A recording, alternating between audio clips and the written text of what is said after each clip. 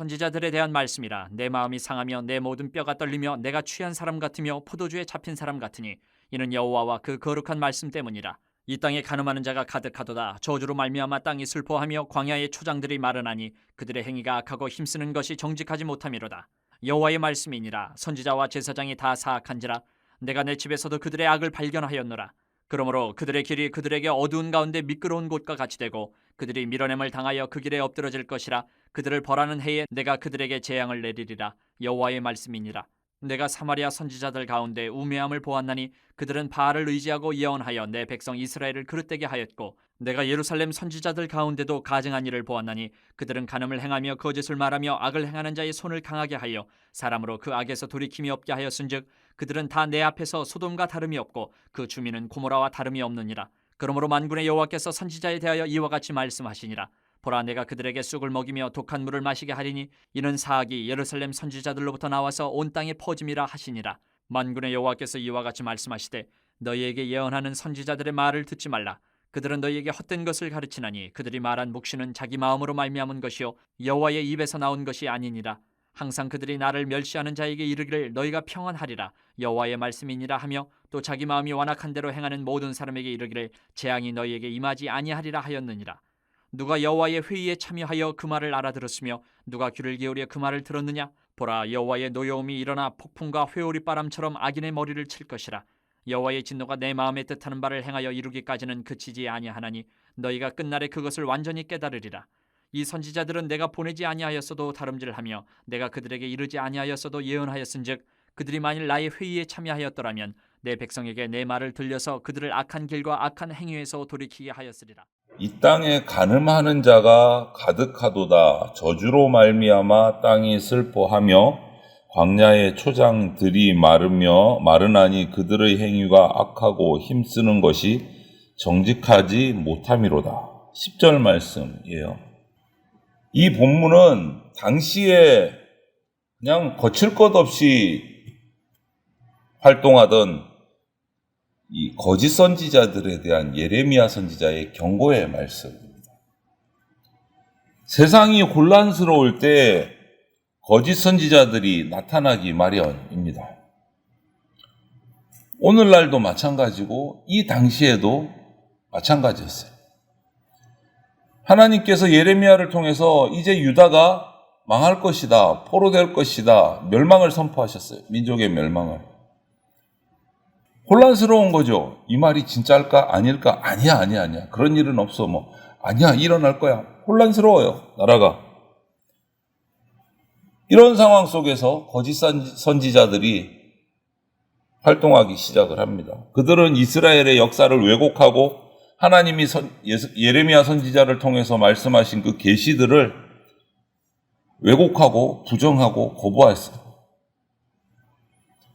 우상숭배, 거듭된 우상숭배로 인해서 하나님께서 결정적으로 이제 더 이상의 기회는 없다, 멸망이다, 심판을 선포하신 이 백성들에게 거짓 평안, 거짓 위로를 계속 들려준 것이 이 거짓 선지자들이었어요.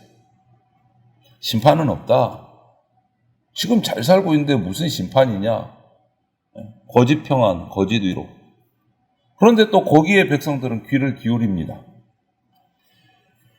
이 오늘 본문에서 하나님을 빙자해서 백성들을 미혹하는 이 거짓 선지자들을 향해서 오늘 하나님이 경고하시고 정죄하시는 거예요. 거짓 선지자의 모습을 우리가 한번 살펴보고 그들에게 진노하시는 하나님의 모습을 살펴보아야 되겠습니다. 먼저 거짓 선지자를 오늘 본문 중에서 살펴보니까 거짓 선지자의 특징이 뭐냐면 하나님이 부르시지 않은 자예요. 하나님이 이들을 선지자로 부르신 적이 없다라는 거예요. 하나님이 부르신다. 이것은, 이 여부는 하나님 백성의 지도자가 갖추어야 될 조건 중에 정말 가장 근본적인 문제예요. 선지자가 된다는 것은 하나님이 부르셔야 돼요. 이거는 기본이에요, 기본. 이게 안 되면 아예 안 되는 거죠. 그런데 거짓 선지자는 하나님이 부르신 적이 없다라고 말씀하세요. 하나님께서 부르실 때 하나님은 당신이 부르신 그 사람에게 하나님의 권위를 위임을 해주세요. 그리고 하나님의 말씀을 넣어주세요. 그것을 가지고 백성들의 행위가 바르지 못하다, 돌아오라, 이렇게 얘기할 수 있단 말이에요. 선포할 수 있단 말이에요.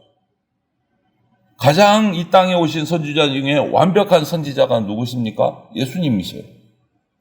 예수님께서도 하나님께로부터 보냄을 받았다라는 이 사실을 여러 번 말씀하셨어요.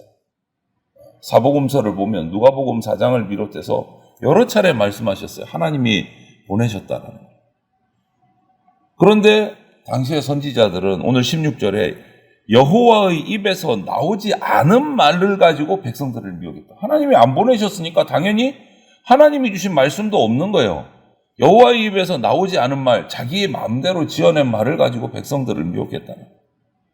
그리고 21절에는 하나님께서 그냥 정확하게 말씀하십니다.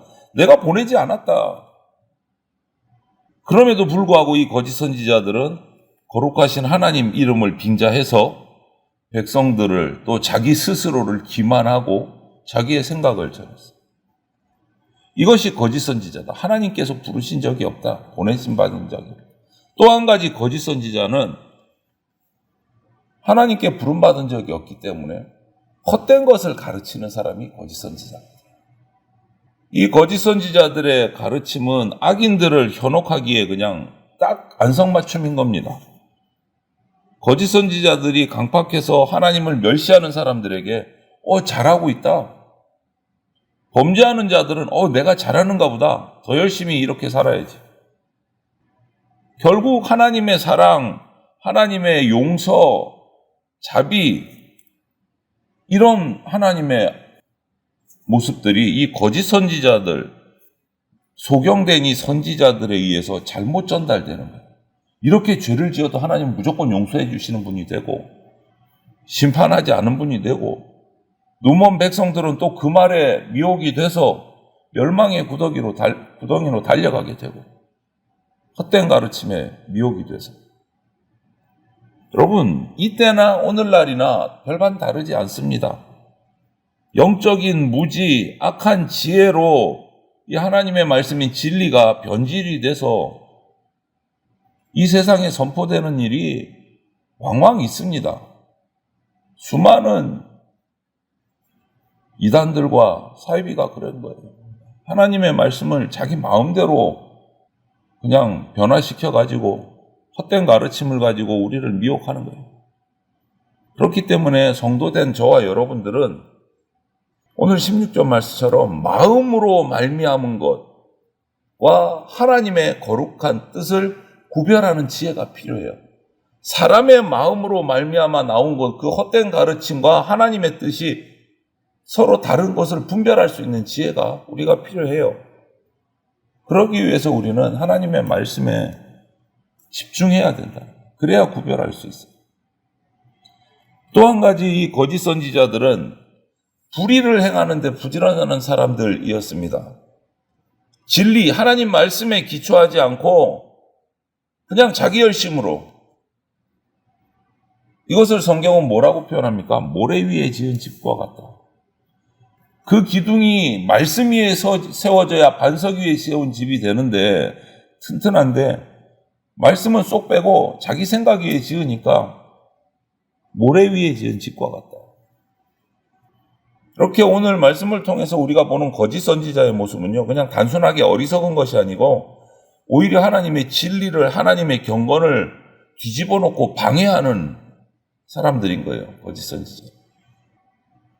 그래서 하나님께서는 이렇게 불의와 악이 성행하고 그들이 아무리 열심히 해도 하나님께서 공의와 정의로 그들을 다스리시겠다, 심판하시겠다 말씀하시는 거예요. 여러분, 우리가 살아가는 이 세상은 악이 많습니다. 악이 점점 늘어날 겁니다. 예수님 다시 오시기 전까지. 그러면 우리 눈에는 저렇게 사는 것이 더 잘 사는 것 같이 보여요. 왜? 그 사람들이 더 잘 풀리는 것 같고 열매가 더 많은 것 같고 풍성하게 살아가는 것 같고. 그러면 하나님의 말씀을 따라서 거짓 없이 진실하게 살아가는 성도 입장에서는요, 성도는 조롱당할 때가 많아요. 그렇게 살아서 어떻게 사니? 그때 우리는 낙심하지 말아야 됩니다. 절망하지도 말아야 되고 그렇게 우리를 조롱하는 악인들을 향해서 오늘 19절 말씀을 기억해야 돼요. 여호와의 노여움이 일어난다. 여호와의 노여움이 일어난다. 그들을 향해서. 보라, 여호와의 노여움이 일어나 폭풍과 회오리 바람처럼 악인의 머리를 칠 것이라. 이 하나님의 심판의 약속을 기억해야 돼요.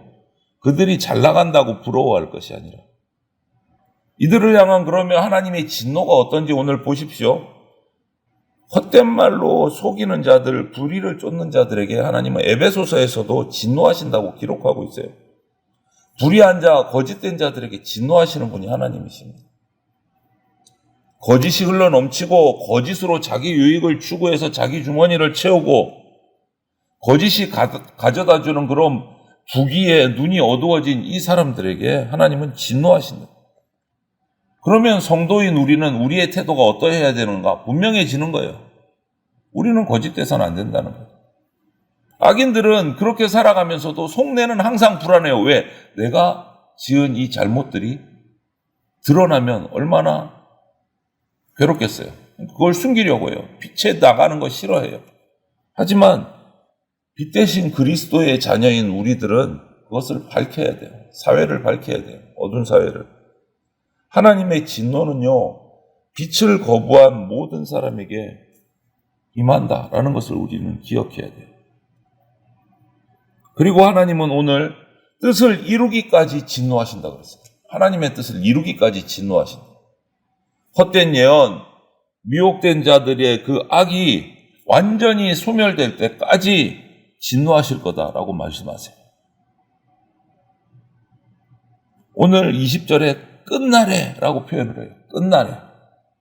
하나님의 영광이 온전히 드러나는 그 끝날에 이르러서 이 거짓 선지자들, 거짓에 미혹된 사람들은 하나님의 뜻을 그제서야 깨닫고 통곡을 하게 될 거다. 후회하게 돼. 이미 늦었지만 그때는. 끝날에. 진노의 날이 이르기 전에 그렇기 때문에 우리는 하나님의 말씀에 귀 기울이고 그 말씀에 순종하는 자세가 우리에게 있어야 돼요. 지금은 구원의 때고 하나님 여호와를 만날 만한 은혜의 때입니다. 말씀에 집중하시는 거예요. 끝날까지 하나님의 진노는 그쳐지지 않습니다. 그렇다면 거짓 선지자를 얘기하시고 진노하실 것이라고 선포하셨는데 그럼 참 선지자는 어떤 사명을 가졌나? 참 선지자는요, 하나님의 말씀을 대언하는 사람이에요. 자기 말을 하는 사람이 아니에요.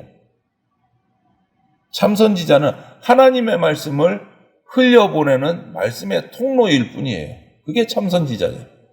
자기 생각, 자기 주장을 하는 사람이 아니다. 하나님의 말씀을 바로 흘려보내는 사람.